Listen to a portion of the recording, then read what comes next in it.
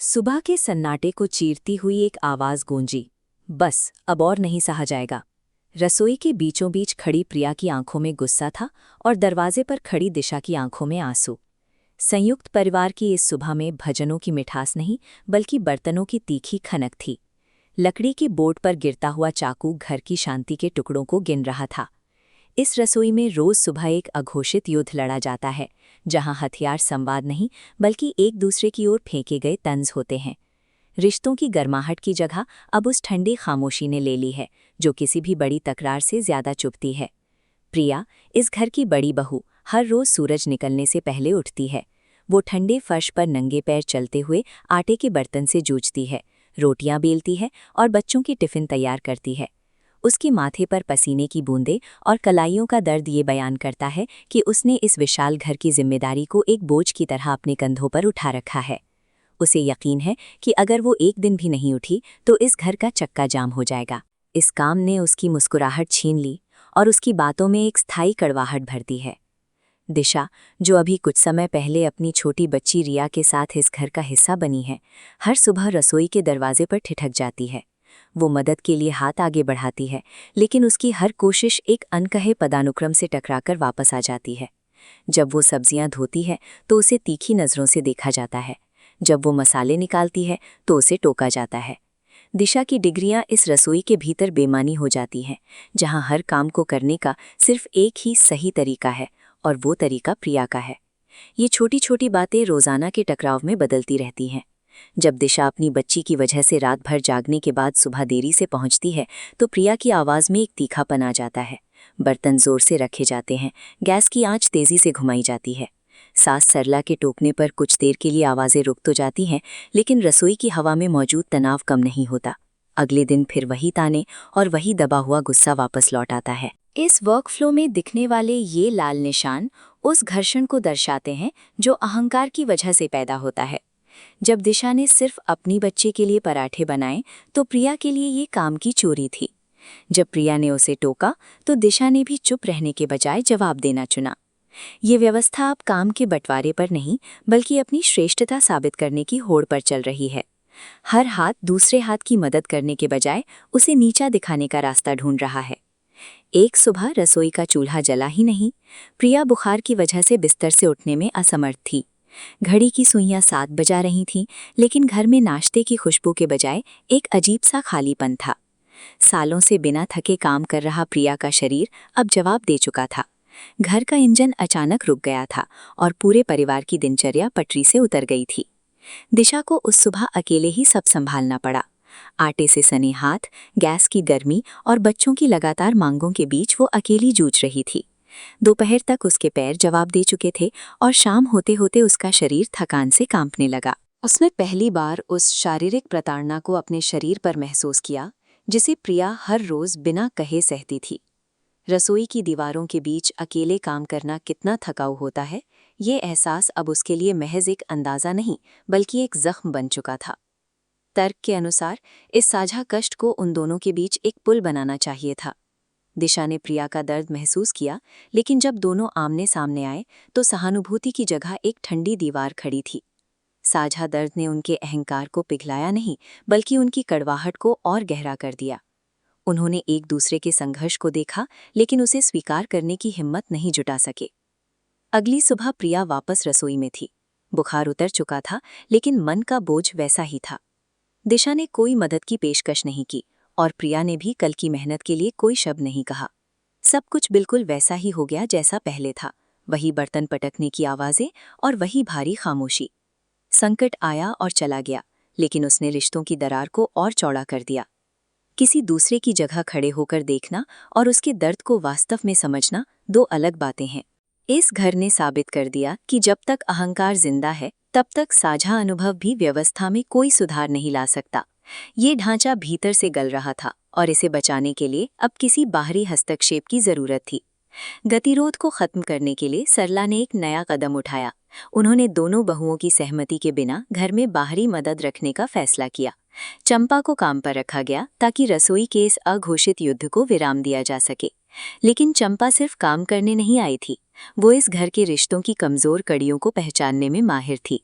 चंपा ने जल्द ही समझ लिया कि प्रिया और दिशा के बीच बातचीत का कोई रास्ता नहीं बचा है। उसने इस दूरी का फायदा उठाना शुरू किया। वो प्रिया के पास जाकर दिशा की बुराई करती और दिशा के पास जाकर प्रिया के कहे शब्दों को नमक मिर्च लगाकर पेश करती। चंपा उन बातों को हथियार बना रही थी जो कभी कही ही नहीं थी।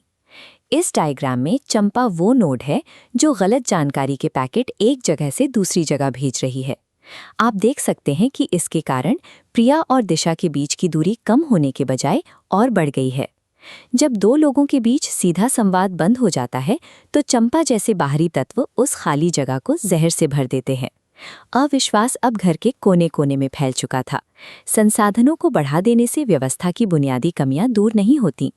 चंपा के आने से काम का बोझ भले ही कम हुआ हो, लेकिन उसने मानसिक तनाव को उस स्तर पर पहुंचा दिया जहां से वापसी असंभव लगने लगी।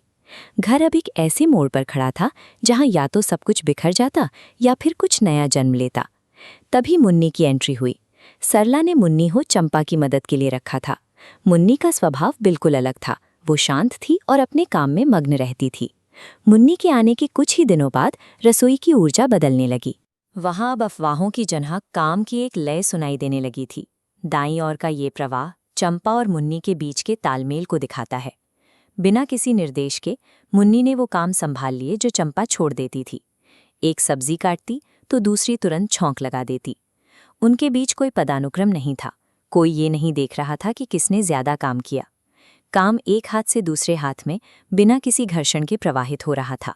यहाँ कोई रुकावट नहीं है, क्योंकि यहाँ अहंकार की जगह साझा लक्ष्य ने ले ली है। मुन्नी और चंपा के बीच का ये अनकहा संवाद साबित करता है कि कुशलता का सीधा संबंध इस बात से है कि आप अपनी पहचान को काम के बीच में कितना कमाने देते हैं। प्रिया और दिशा रसोई की चौखट पर खड़ी ये सब देख रही थीं। उन्होंने देखा कि मुन्नी ने वो थाली उठा ली जो चंपा से गिरते गिरते बची थी, बिना किसी शिकायत के, बिना किसी ताने के। उन्होंने देखा कि काम खत्म करने के बाद दोनों साथ बैठकर हंस रही थीं। प्रिया ने अपने कांपते हाथों को देखा जो सालों के बोझ और गुस्से से थक चुके थे। उसे एहसास हुआ बस भी इतनी साल की महारत ने उसे सिर्फ अकेला और दुखी बनाया है।